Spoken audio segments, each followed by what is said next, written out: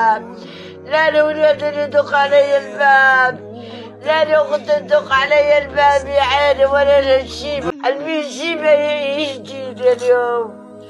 يا ولا اليوم أنا الشيبة يجوني والله طباخ ما عندي والله خبز ما عندي تعجن والله ناكل والله من الجيران يا عيني والله من الجيران والمكتبوا من الجيران يا عيني وين اخوتي وينهم